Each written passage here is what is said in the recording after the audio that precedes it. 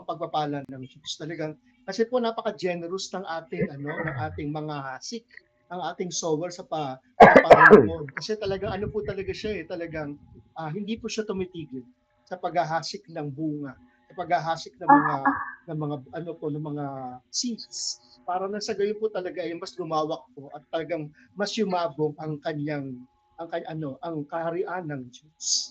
Kaya po ito. So napakaganda po ng shinare po sa atin ni Sister po kanina tungkol sa yung characteristics ng mga nakakasalo ng mga ibinabatong mga binhi ng ating Panginoon. Diba po? Siguro po sa atin, ang lagi natin iniisip, ang ideal talaga ay tayo ay maging katulad nung pinakahuli, matabang lupa. Nang sa gayon ay talagang yumabong talaga ang pagpapala ng Diyos sa atin. Okay. So kanina po, sinabing ganun, ano po ba yung mga iba't ibang mga pinagbagsakan ng binhi? Diba po? Ito po yun. Una sa lahat, ang unang-unang pinakakontrabida sa lahat po yung mga bumagsak doon po sa tabing daan kung saan po wala po talagang pagkakataong talaga na tumubo ang binhi kaya sa gayon sila ay kinain ng mga ibon at inilayo sa malayong lugar. Di ba po? Tapos nandun din po yung mga nahasik doon sa sa mga mababatong lupa. Although tumutubo po sila pero hindi po nagtatagal dahil nga dun sa mga challenges and difficulties, di ba po? Tapos po meron din naman yung mga naihahagis doon sa mga parte ng lupa na may kasabayan ng mga tinik. Kahit tumutubo po sila ay nakipagpaligsahan po sa mga tinik kaya eventually namamatay din sila. Kaya po ang pinaka-ideal nga ang sabi ganun, yung mga natatapon at nahasik doon sa matabang lupa. Of course, ito po yung laging reflection natin every time na narinig natin ang parable of the sower. But actually po, if you would really think about it and really reflect upon it, kinuwento siguro sa atin ng ating Panginoon itong kwentong ito para makita po at lagi nating titignan ang ating mga sarili. Nasaan na ba tayo ngayon sa ating buhay Kristiyano, sa ating buhay kasama ng Panginoon? Kasi po, definitely, po yan the parable of the sower has something to do not with the soil, but with the character of the sower himself. It's God. Talagang very generous in bestowing all of His benefits, in bestowing all of His seeds, in bestowing all of His graces. Actually nga po kung tutuusin, nung bata nga po ako, nagtataka ako nung una kong narinig ko. Kasi masanay po ako doon sa pamamaraan ng mga Pilipino ng pagtatanim. Sa atin po kasi talaga, sure ball tayo eh. Hindi po kasi seeds ang tinatanim natin dito sa Pilipinas. Ang ginagawa po natin, nagtatanim tayo ng binhi, pinapalaki po natin. At pagkatapos, pag lumaki na yung binhi, saka natin itatanim ito doon mismo sa lupa, sa lupang mataba. Doon sa lupa talaga na sigurado tayo, sure ball, na talagang lalaki, yayabong at magiging palay. Di ba? Kaya nung bata ako, nagtataka ako. Bakit pa ganun kasi sila magtanim? Hagis lang sila ng hagis. Talagang may masasayang at masusayang talaga ng binhi. Iniisip ko dati. Pero later on po, nung ako po ay naging seminarista na, I had this reflection na parang, kasi ganun ng Panginoon hindi siya mapili. Hindi niya binibigay yung kanyang biyaya doon sa matatabang lupa lang agad. Ang pagpapala ng Diyos ay binibigay niya kung kani-kanino. Minsan nga recklessly nga daw, very generously. Na minsan kahit na alam niya na yung mga babagsak doon sa tabing daan ay hindi naman talaga tutubo, just the same. Hahagisan niya ang mga lupang ito, yung mga lugar na ito ng kanyang biyaya. Kasi naisip ko rin po kasi talaga dati, naging reflection ko po kasi dati nung pinag-aralan po namin tungkol sa inapoong bato. Kasi parang sinasabi po kasi, ang Kristyanismo raw kasi ay dumating sa Pilipinas dahil sa mga Kastila. Kaya pinagtataka nila kung bakit nagkaroon ng inapoong bato doon sa isang probinsya na kung tutuusin po, ang origin po ay hindi po nila maikabit sa pagdating ng Kristyanismo sa pamamagitan ng mga Kastila. Doon ko po napag-isip na siguro yung iba, yung naikabit ko po ito doon sa mga kinain ng ibon. Kasi di ba po ang ibon po kasi, yung mga binhi, nakainin nila yon. Pero eventually, ang ginagawa ng mga ibon, kung saan man sila makarating, idudumi nila yung binhi. At usually po, ayun nga po nagiging rason kung bakit minsan may mga ibang halaman, may mga ibang binhi na talagang tumutubo sa ibang sa ibang lugar kasi nga nadadala sila hindi dahil sila yung hinasik ng sower, kundi sila yung mga kinain ng mga ibon at nadala sa ibang lugar. At pagkatapos kung saan sila idinumi nung ibon, ay doon sila tumutubo. It so happen na nung dinumi sila nung ibon, ay doon na sa matabang lupa. At kaya dahil doon, sila ay nagkaroon ng pagkakataong lumago. Ano po ang gusto kong sabihin? Di ba po? Ganun po kasi ka-generous ang Diyos sa atin. Na talagang kahit ano man ang sitwasyon natin sa buhay, babatuhin at babatuhin niya tayo, hahasikan at hahasikan niya tayo ng kanyang mga binhi.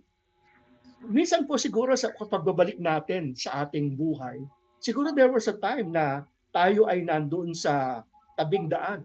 Nung binutuhan tayo ng Diyos ng biyaya, hindi natin appreciate, di ba? Pero dahil napaka-generous ng Diyos, di ba? Hinihintay kasi niya na ikaw ay mag-develop, di ba? Nung panahon na nando ka sa gitna ng iyong mga problema. Kaya kanina nung nakikinig ako kay Sister Nodina kanina, dun sa kanyang sharing kanina, sabi ko gano'n, grabe, napakahirap siguro kay Sister Nodina na magpatuloy dito sa gawain ng Panginoon dahil sa dami ng kanyang mga inaalala. Kasi sa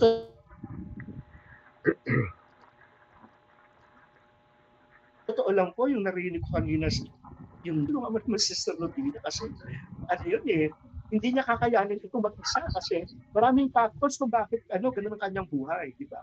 Kaya congratulations po Sister Nodina na despite all the difficulties, despite all the troubles that you're undergoing, just the same, the struggle is real, pero makita niyo po nananatili po kayo nandito. Kaya posible pa naman siguro na tumubo ang halaman despite all the difficulties. Kahit nandun ka dito, dun sa puro pasakit at puro balakid kagaya nito. Kasi ang tutuusin po talaga, nandoon po talaga yan sa quality ng seeds na pupunta sa atin. Di ba po? Kaya po ang ating mga hasik, ang ating sower sa Panginoon, ay ginagawa po talaga ang lahat. Babatuhin at babatuhin kanya ng biyaya, ng kanyang grasya. It's all up to us kung paano po natin ito. Sabi ang ganon, bloom where you are planted. Di ba po? Kahit siguro kasi dahil nga yung matabang lupa, walang masyadong difficulty, kaya sila tumutubo.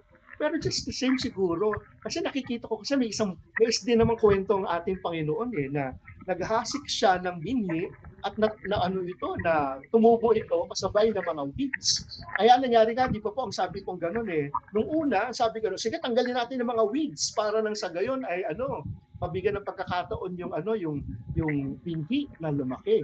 Pero di ba po pinigilan niya ito, sabi ang gano'n, hayaan mo lumaki ang mga binhing ito kasabay ng mga tinik. At pagdating ang araw, kahit sabay na sila lumaki, pagdating ng araw, saka sila paghihiwa-hiwalay. So ibig sabihin, posible na despite the difficulties, ay nandun pa rin ang grasya ng Diyos para talagang tayo ay yumabong sa ating pananampalataya. Actually po, sabi yung gano'n ni Pope Leo XIV, the generosity, even the recklessness with which the sower casts the seed on all kinds of soil is an image of hope in the promise of a coming harvest.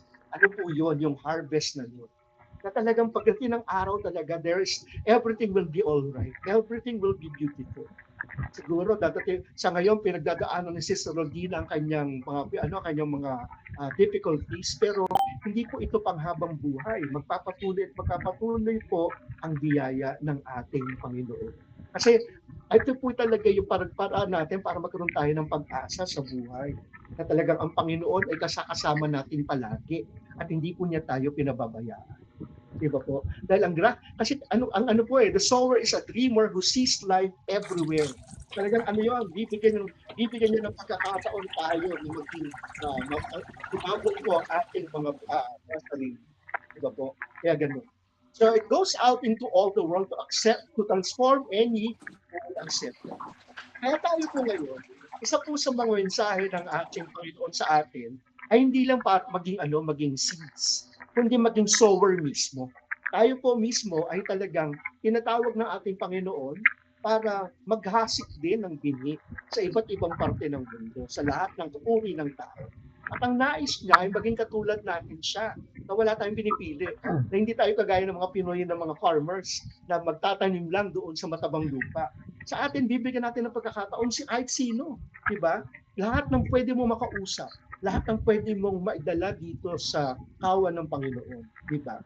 At nais po natin ipaalala sa atin ng ating Panginoon na tayo ay mga binhi. Para tayo ay umabong, kailangan po talaga mamatay tayo sa ating mga sarili. So, growing up needs also entails sacrifices. So, it entails the forgetting of oneself, diba? At ano talaga, mag-focus lang po talaga tayo sa pagyabong. Kasi bakit? Habang tayo po ay nananatiling binhi, tayo po ay napakaliit. Pero kapag payagan natin ang Panginoon sa lahat ng pagsubok na ibibigay niya sa atin, sa lahat ng difficulties na ipaparanas siya sa atin, then one day, as we die as seeds, we will emerge just like mustard trees. Ang mustard tree po na nakikita po natin dito sa ating ay napakalaki. Talaga ang napakayabong po niya. Pero kung mag-iisipin po natin, nagsimula po ito sa isang buto lamang. Sa isang napakaliit na buto. Yung buto na pinabayaan niya ang sarili niya na malibing sa lupa at mamatay sa kanyang sarili. It was only then that it is able to burst into a huge tree na punong-puno, hitik na hitik ng bunga na panggagalingan ng lahat ng mga biyaya para sa pagpapalaganap ng kaharian ng Diyos. Kaya ugaliin po rin natin to become like the sower, like our Lord. Na tayo din, let's make it a mission to really sow seeds kahit kanino na walang pinipili. Kaya nga po dun sa ating unang pagbasa, ang unang-unang panawagan ng Diyos sa ito, magbalik kayo sa akin, kayo mga pasaway. Return, O faithless children, declares the Lord, for I am your master, and I will take you, one from a city and two from a family, and bring you to Zion. Yun nga po kasi, ano po sinasabi ng pagbasang ito sa unang pagbasa? Definitely, hindi lahat ng ating kakausapin ay magbubunga. Definitely, hindi lahat ng paghahagisan natin ng binhi ay yayabong. Talaga pong may mga ilan na talagang hindi po talaga makikinabang dahil sa kanilang choices sa buhay. Pero hindi po dapat tumigil sa atin para pamilya pa. Kasi ito yung sinasabi nga hindi lahat sabi ganon, pa isa-isa lang, one from a city and two from a family. So ibig sabihin hindi buong Israel, di ba? Tinatawag niya na lahat ng pasaway pero aware siya na hindi lahat ng pasaway ay papakinggan siya pabalik, di ba? Pero ang pangako niya doon sa makikinig, yung pangako niya doon sa talagang tatalima sa tawag niya. Sabi niya ganito, then I will give you shepherds after my own heart, who will feed you with knowledge and understanding. Ito po yung sinasabi ko po sa inyo kanina na hindi lang tayo binhi, tayo rin po ay mga hasik. Tayo rin po ay tinatawag ng Diyos para maging shepherds doon sa kanyang mga tinatawag. Shepherds that after my own heart.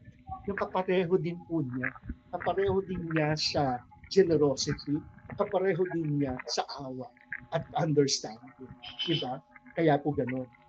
Kaya nga po, ngayon, minsan kasi siguro we are tempted sometimes to only cater to those people who listen to us.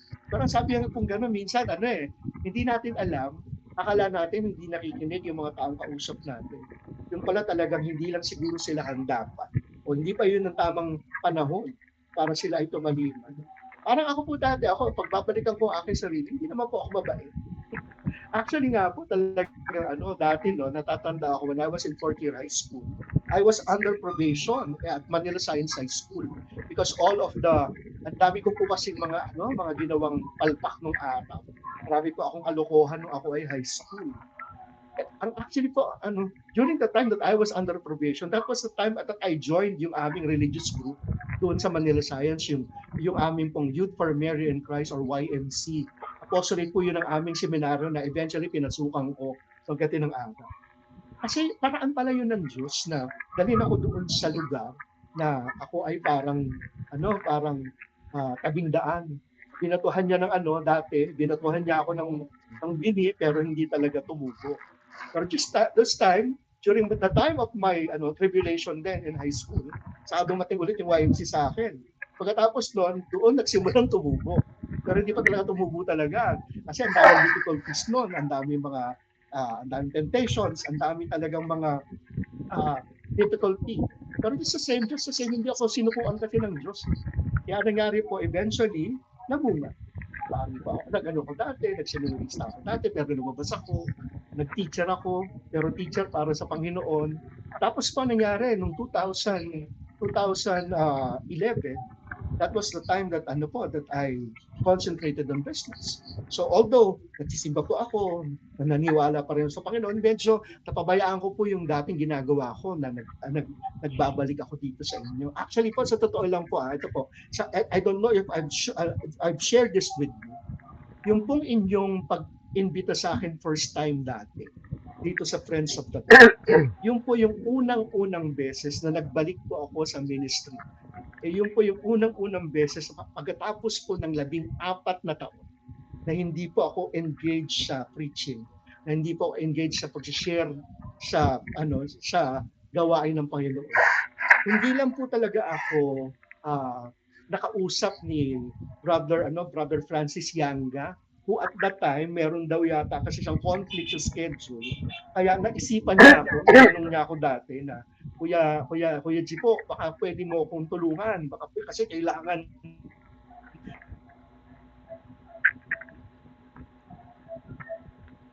na balik dun sa dati kong ginagawa. So, kaya po nagpapasalamat po ako dito sa inyo sa Friends of the Bar dahil po dun sa pagkakataon na yun, siguro po kayo ang ginamit ng Panginoon para magbalik ako dun sa dating gawain. And since then po, na po tayo, more than a year na tayong nagkakasama dito sa Friends of the Bar. And since then, I've returned to most of the things that I was doing before I concentrated on business. And I could say that it was really heartwarming and it was really God's will for me to return. Kasi napansin ko, sabi gano'n, kailangan ko yata magbalik kasi parang ito yung paraan para patinuin mo ako, Panginoon. Kaya po ngayon, aside from Friends of the Bar po, marami po akong ginagawa. Actually nga po, after po nito, meron akong pupuntahan. Ito po mga batang ito. Ito po kasi po, ngayon po kasi, there is a difficulty in our seminar. Meron po kasing lack of manpower dun sa seminar. Kasi po dati, ang nagtuturo po sa mga kabataan dati sa public schools ay mga seminarista. Unfortunately po, iilan lang po ang seminarista ngayon ng aming congregation dito sa NCR. Ang mga karamihan po ay nandoon sa Negros Occidental. Pero dito sa theology, kung sa sa Marikina, lang po sila ngayon, tatatlo. Kaya po humingi ng tulong sa amin. Ako naman po, syempre, dahil nakarinig ako ng kailangan ng tulong, I became generous with my time. So, ngayon po, nag-aalaga po ako ng mga kabataan sa public school. Ito po, nakikita niyo yung litrato, ito po yung mga student leaders ng iba't ibang eskwelahan dito sa NCR. Doon po sa grupo ko lang, sa Commission on Social Service. Yan. So, ngayon po, ako po yung nag-aalaga sa kanila, ako yung nag-guide sa kanila kung paano nila gagawin ang trabaho nila sa kanilang mga public school. Okay? So, natutuwa po ako kasi sabi ko gano'n, grabe, no? Nung hinasikan ang mga batang ito ng binhi ng Panginoon, nag-respond sila, di ba? Siguro, kung tutuusin po, ang nag-seminar sa kanila noong summer was about 60, pero ngayon po, ang talagang gumagawa lang talaga ng trabaho ngayon ay kalahati lang, 30. Okay, at itong grupong pong ito ang na-assign po sa akin. Actually, paano pong ginagawa ng mga kabataang ito? Okay? Ang mga kabataang ito po kasi, nung Sunday nga po, kausap ko nga sila, binibigyan ko sila ng encouragement, sabi ko gano'n, na ngayon, tinatawag kayo ng Panginoon para maging sowers niya, para maghasik. Kapwa nyo, sa mga kapwa ng kabata. Okay. Kaya po ito, makita niyo po, ito po ay hindi po ito sa NCR. Ito po ay sa sa Kauswagan National High School sa Misamis Oriental, doon po sa Cagayan de Oro City. Makita po niyo, ito po ay isa sa mga student leader namin na kinakausap niya yung mga kapwa niya kabataan sa public school. Matatandaan po ninyo, di ba, marami pong problema ang public school ngayon dahil nga po dun sa mga karahasan na nagaganap, lalo po dun sa Tacloban. Kaya po nakakatuwa po na makita po ninyo, ang mga batang pong ito, mga kabataan lalaki po mga edad po ay 14 pataas, kaedad po ng mga nagbarilan po doon sa Tacloban. Pero mga batang ito po ay nananalangin. Mga batang ito po ay nandoon po at talagang sama-sama nagdadasal ng Santo Rosario. Di ba po? Makikita po ninyo sa kanilang mga mukha ang taimtim na pagdarasal nila. Makita natin na talagang siguro yung public school, yung pong trainer namin sa public school, estudyante namin, is really doing a good job. Kasi he is able to influence most of his classmates, some of his classmates. Di ba po? Kaya makita nyo po ganyan, di ba po? Kaya ganun. Kaya po ngayon, kung mapapansin nyo, napakaliit po ng kanilang imahe na ginagamit, di ba? Sabi ko gano'n nung makita ko nga itong litratong ito. Sabi, no, kung yung maliit na imahe na iyon ng ating mahal na ina, ay talagang kayang tawagin itong mga kabataan ito para magdasal at magbalik loob sa Panginoon. Siguro how much more kung mas magandang imahen ang kanilang tinitignan. Kaya po ngayon sa aming meron po kaming ongoing project po ngayon to provide these students, these schools in Misamis Oriental an image of Our Lady of Fatima that they can use, that they can accompany in their ministry to their fellow youth in the public school. Although medyo po talaga ito, it's challenge for us, pero sabi ko nga pong ganun sa mga kasama ko, sa mga kapwa ko volunteers. Trabaho ito ng Diyos. Diba? Tutulungan tayo ng Diyos para talagang mapalawak ang kanyang trabaho. Diba? Kasi tayo ay sowers. Diba? At talagang ang sabi sa atin ng Diyos, basta ihasik nyo ang binhi kahit saan. Diba? Ako na ang bahala sa susunod.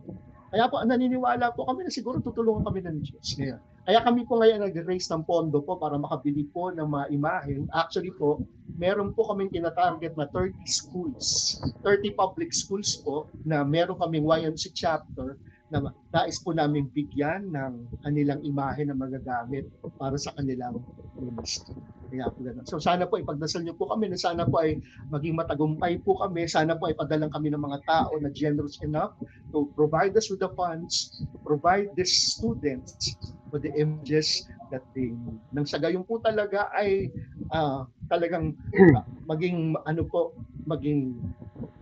malapit pa ang kabataan sa ating Panginoon. So sa ating pong mga sarili, let us be like the sower. Diba? Hindi lang po good soil saan tutubo ang biyaya ng Panginoon for us to be sowers as well with the same heart as our God. Maraming salamat.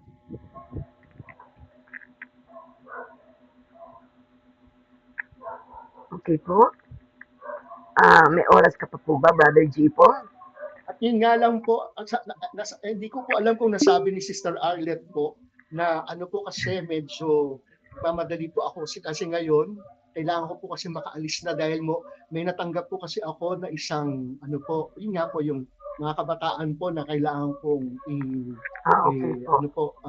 alagaan pagkatapos po nito. Naghihintay po sila sa akin, ang amin po kasing usapan ay 6:00 ng gabi. Pagkatapos po ng kanilang mga klase, magkakaroon po kami ng meeting. Lalo na po dito nga po sa aming ongoing project nga po na tulungan yung kapwa nila kabataan doon sa Misamis Oriental na magkaroon ng mga imahe ng mahal na ina. Okay. Nagtataas po ng kamay si Sister Feli. Sister Feli, meron po ba sabihin? Nagsalita kasi kayo, magandang araw po sa ating Panginoon at sa ating lahat. At marami kayo nagsalita na ako po nakatulog na naginip. Pero naka-open ulit ako, nakamata. Na nagsalita kayo about sa mga sa ni Mama Mary. Kasi po ako, marami po akong kahit nga doon sa amin, ako rin nagpa-donate ng Mama Mary, Santo Niño sa simbahan, tsaka Heart of Jesus. Kasi ang mother ko, mayroon po kaming sarili doon nung unang panahon ni Lola. Nag-donate ng simbahan, kaya yung simbahan na yun, inalagaan ko talaga. Kahit saan, dyan po papunta ko sa Maynila nung una, mayroon po mga simbahan pinupuntahan ko nung mga may sira na o ano ganun. Pero ngayon, ibalik natin kay Mama Mary kasi po ako'y ano po ako sa Two Heart, no? Sana maging third order nga ako. Debota talaga ako kay Mama Mary kasi po ako'y nag-vigil din sa Two Heart, no?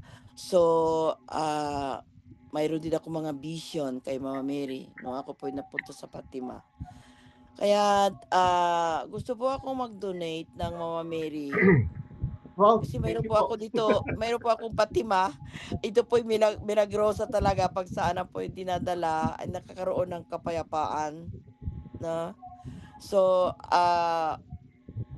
mag-donate po ako sa inyo ng Mama Mary para Ay, pera para ibili nyo ng Mama Mary doon. Pero ay salamat ngayon po. napunta po sa isip ko, kasi magbalikbayan, magpadala ako sa inyo. Hindi ko lang maano pero ito po ang ako ng Panginoon sa akin.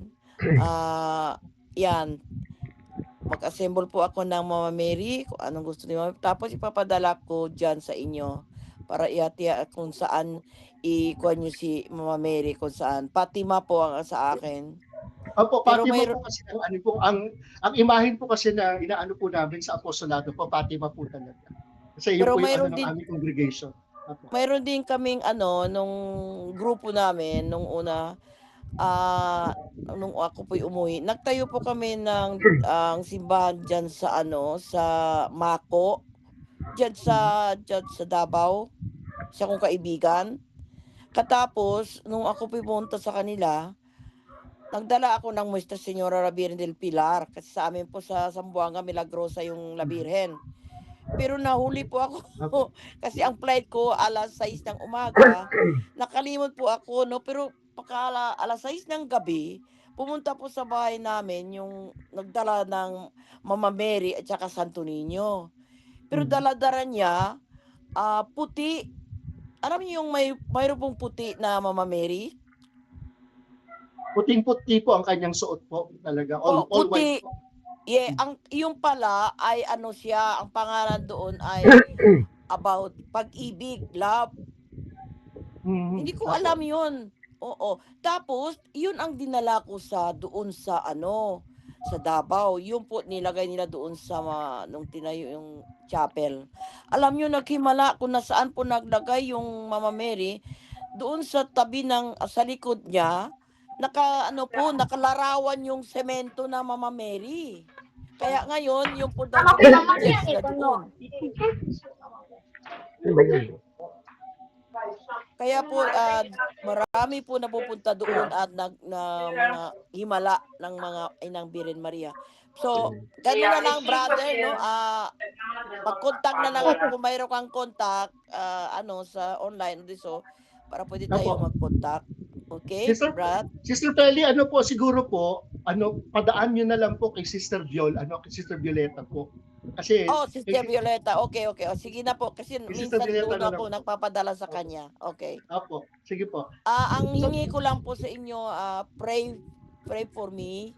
Yes po. Higit sa lahat Maraming yung salamat din po. mayroon po akong 3 apo. Gusto ko talaga, sabi ko, Lord, gagamitin sila. Selena, Dave, and Noah. Sapagkat ngayon ang mga young people, napaka talaga, no, ang kaaway doon talagang ginagamit. Pero sa Diyos wala naman imposible pag tayo'y Yes po. manalangin. Sa marami pong salamat. God bless po. God bless din po, Sister Pelly. Maraming salamat po. Yes, At pray for me na salamat. ang project natin na ito na talagang tutulungan tayo ni Inang Birhen Maria, ang mga anghel, Maraming mga salamat. santos, in the precious blood of Jesus. Thank you, Lord. God bless. Thank you. Maraming salamat po. Thank you Thank you po, Sister Pelly. Amen po. Amen po. Ngayon, Ngayon, na po natin si Brother G po at meron pa po siyang aatin ng meeting. Ano po? Opo. Sa susunod na lang po ulit. Salamat po. Opo. Okay po, mga Susunod po, kapatid. magkikita po tayo. Maraming salamat po sa inyo. God bless. Salamat us po all. kayo. Salamat po, Brother G po. At God bless God po. bless po. Amen. Glory to God. Glory to God. Sige po. Sige po.